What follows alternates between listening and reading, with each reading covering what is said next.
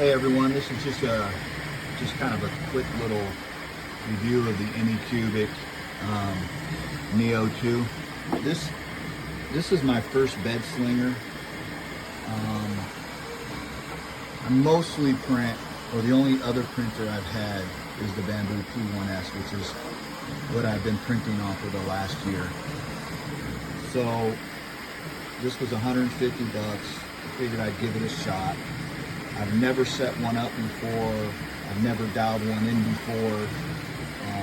So I just wanted to give just a quick little review if you are thinking about getting it from someone that doesn't have any experience ever setting up or printing on a bed slinger or Anycubic or any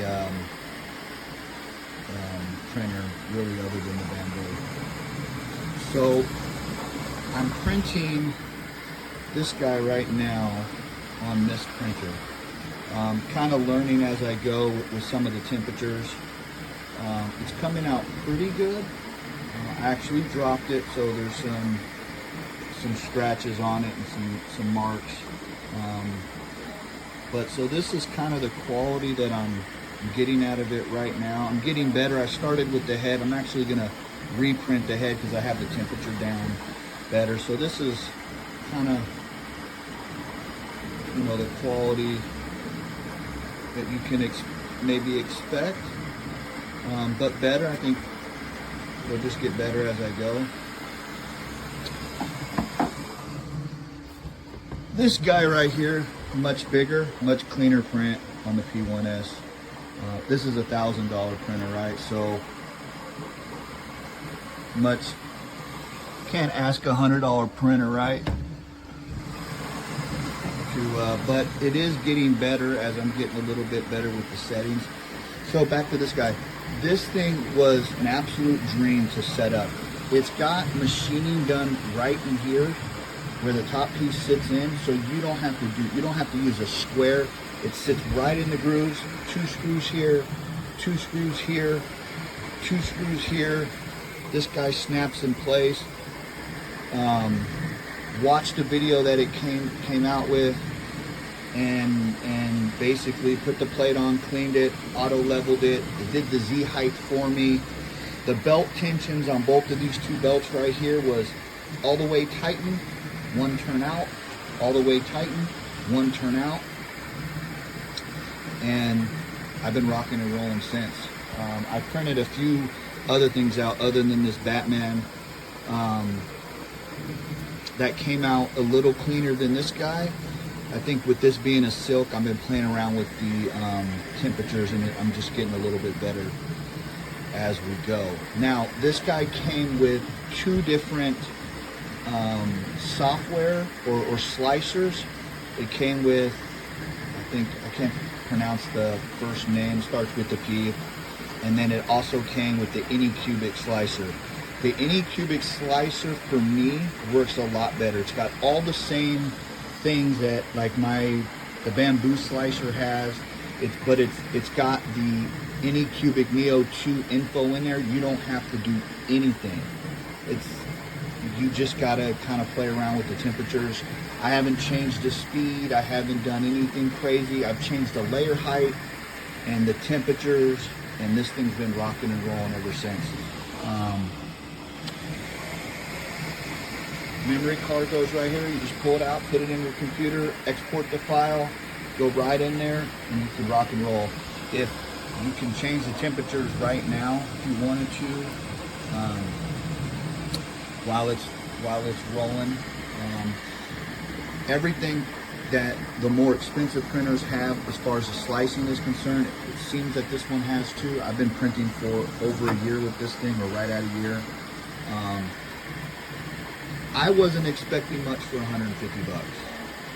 I have been looking for a while for a cheap bed slinger. I was looking for them used. This was on Amazon for $150 with a 30-day, return policy. I was like, if I'm ever going to do it, now's probably the time. And I'm actually very, very impressed with the quality that this thing produced. Take your time, play around with the temperatures. There's a lot I still need to learn.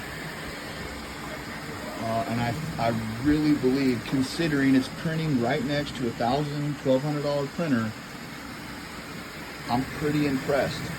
It's a great printer for someone who's just starting out. It really is. It's simple to use. It's simple to set up. The quality, I feel is pretty good, other than the head, because I dropped it and I'm going to have to replace it. But it's got really good details. I haven't had any adhesion issues. I mean, look at the chainmail on the back, the rope. So I would highly recommend it. One of the things that I do on all my prints, just while you go, is once you clean the plate, throw some glue. I buy this from Amazon. I always put a little bit of glue down, and I think you'll be rocking and rolling. Good luck. So here's my review of the Mega Zero 2.0 from Anycubic. I'll mostly be comparing this to the Anycubic Mega S. Is one of the older models I still have over here. Pretty happy with the Mega Zero. Very basic setup. It did take longer to put together than the Mega S did. The aluminum took a little bit, and it was a little hard for one person to be able to spread the two sidebars apart to get the screws in the bottom properly. But once I did, it went together pretty easy. Even the wiring, which seemed a little confusing at first, once you follow the labeling diagrams for all the separate wires, went together pretty easy. What I like about it mostly is the magnetic build surface. I printed out the owl last night, and even when it was hot, I just pick it up and bend the magnetic build surface, and it popped right off hot. So I don't have to let the Anycubic cool down with the Ultra Base and put an ice pack on top of the print to change the differential temperature to help it pop up faster. I also got a hold of the Anycubic filament, which is what I used to print it. I'll talk about that here in a minute. What I did not like about this printer, and it's a really picky thing, is you can see one side of this XY axis has a lead motor and screw for our XY gantry here, and the other side does not. The other side is where our power supply mounts. I don't like that there's only one side getting motion, as I feel that could lead to this side either being higher or lower on the print at any point in time, and your print head running at an angle eventually. But I'm pretty sure there's a part of a way to somehow just buy another lead screw and motor and rewire it yourself. I do like the magnetic print bed. I cannot say that enough. I do like that it's set up.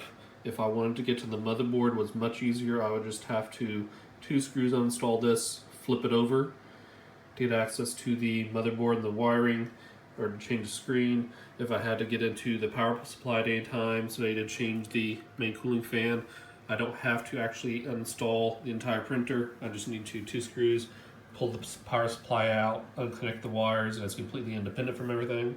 That's one thing the Mega S I can't do. I have to take off the entire XY gantry, flip it over, and take the paneling off at the side. So upgrades are a little more time consuming. But overall, I think the Mega Zero is a solid printer. Same build capacity size as the Mega S. The print quality on the Owl, there was a little string up top, but overall it's good. A little not so great of a first layer because I haven't quite dialed it in yet. One thing I did notice is the four corners of my build plate are higher, and it's low in the middle. It is bold, so it's going to be very hard to, with just the default firmware, to make that work out. I will probably have to flash some new firmware at some point and get a mesh bed leveling system like I did on my Mega S, because my Mega S has a high point ridge actually running from front to back right here, and then it's bold, and then high over here again, and then low on the other side. But mesh bed leveling fixes that really easy. And if I can flash that easily, I will have little to no problems with this printer. Needs some basic calibration out of the box, but like everything does, I will say the Owl printed much better this one than it did on the Mega S.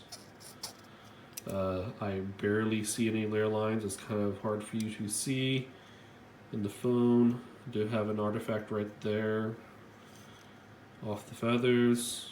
The beak is a little rough, but basic calibration will take care of most of this. I do like the filament. It blends very well. It makes a very smooth. I'm not quite sure what this layer line is. The layer height, because this is the default G code that was on the printer. But the filament is great quality. It is. I would say it puts the Hatchbox filament that I usually use run for its money. So I would definitely consider, if it is a deal, buying this basic Anycubic filament again. Works out really well. I do like just Anycubic, made in China.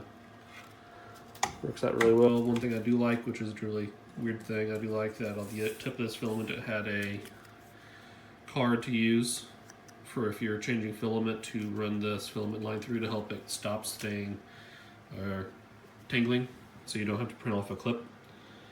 But that is my overall review. It's a solid printer for the price. Definitely equivalent, I think, to the Under Series 3s, though I haven't used one of those, so I couldn't say for sure, but that's what it reminds me off of at the top of my head. Definitely going to become a workhorse of my two printers, I think. So first of all, this printer is very good. However, if you notice here, I have my lid off, and I also have my, the color thing, the AMS, whatever they call it. It's Bamboo Lab calls it AMS. But if you notice here, I have these screws off here in the back, and you have to look really close. You probably can't see it that well, but the issues are there's a series of connections here in the back of this, and you have to pop this off and pull it off. And when you do that, there's a sensor inside of this, and the sensor allows it to know whenever the bed is level. And I don't know what Anycubic did, but this has a serious issue with being able to tell when the bed is leveled. Also, you'll notice here the PTFE tube also has issues whenever you put certain types of filament in. I've had clogs, so just keep that in mind as you're deciding on this purchase. It might be worth it to you. It might not be. It's really only good if you can maintain it yourself. If you can't maintain it and you don't know how to do anything mechanically, don't get this. Get something else, probably a Bamboo Lab or something. Is it worth the savings? Yes, I think it was worth the savings. Also, I don't know if you can tell or not, but this is very loud as well. This fan here, when they designed this, and I don't know if it's just my copy of it, or like my particular one that I got from Amazon, but this right here, there's a fan right on this little side right here, and that fan rubs against this plastic housing right here, and it gets really loud. So if you don't like loud noises, I don't recommend this printer also.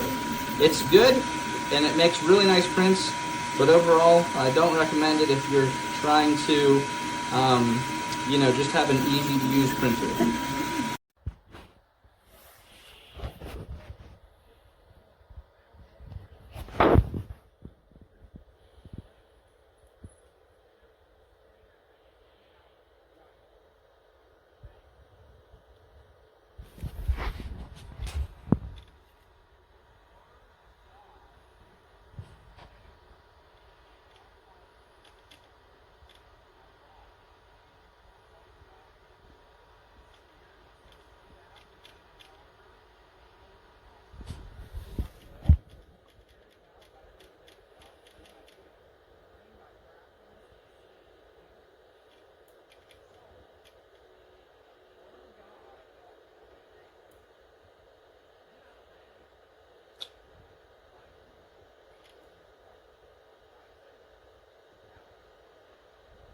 It's not.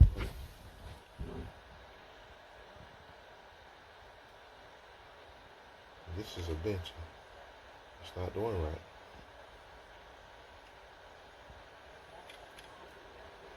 And it's bringing in the filament.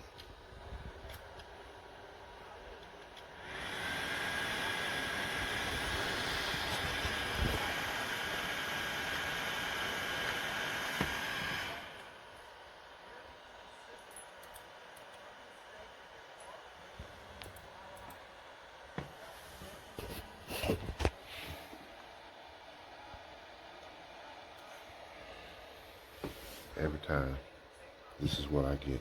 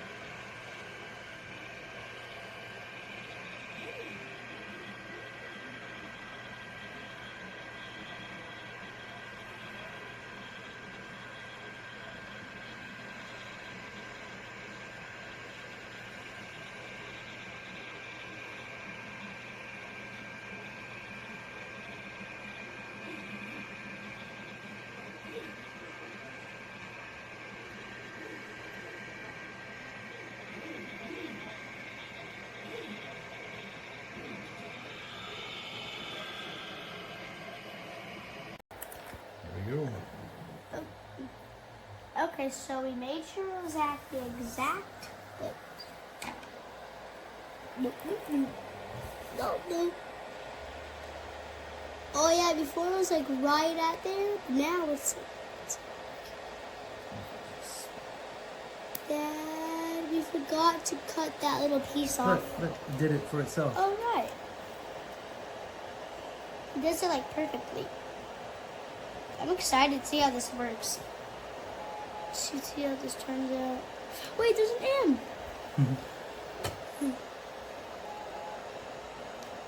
It honestly does not look like a spider. It just looks like a real cool thing that I just make.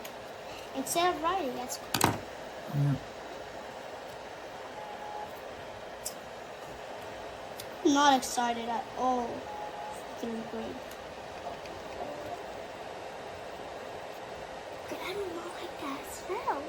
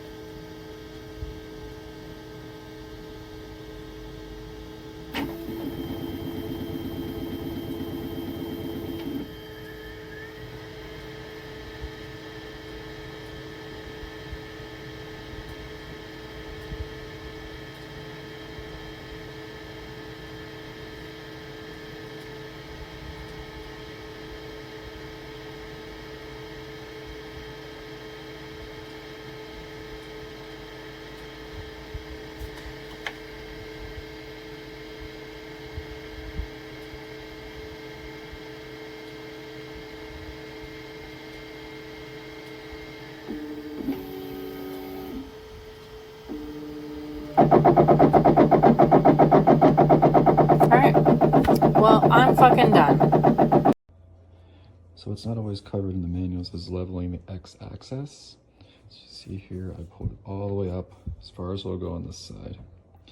And there's a little wobble. Now, since I have a phone on my hand, I can't show you, but when it wobbles, it's these two wheels over here, the top and the bottom. And when it wobbles just that little bit, they get loose. So we do have some play in there. So what you'll do is you'll grab your wrench, loosen this centric nut over here, which will loosen this up because these are pretty snug. It's almost acceptable. This side, I can spin this with my finger. So what we're gonna do is we're gonna loosen this one and we're gonna snug this one up. And that will get rid of the rattle here, and then we will tighten this one up as well. And that will level your bar.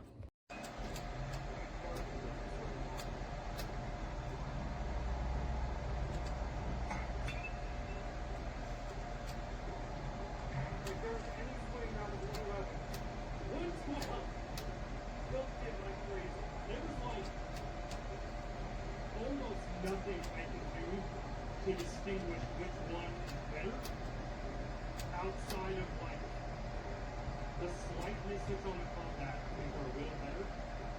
My bat speed's better with this, but I like the barrel size more on the combat. I mean,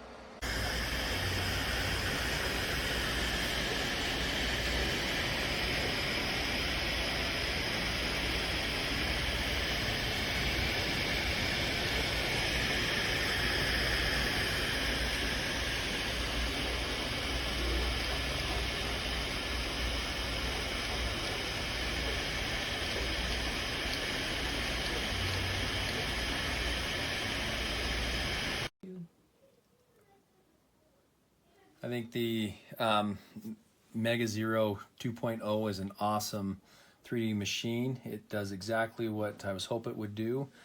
Easy to use, nice and clean, and highly recommended.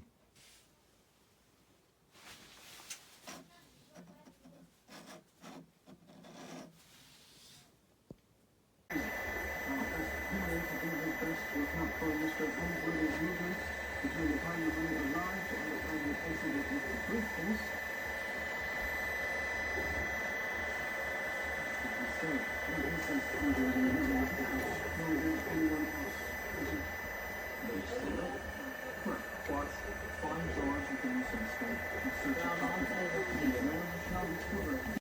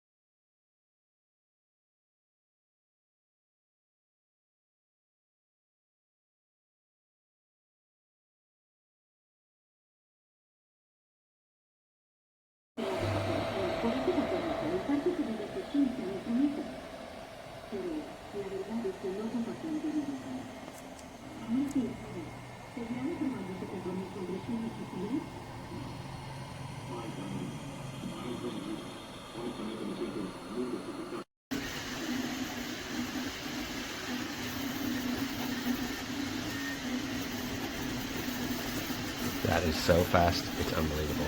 Unbelievable.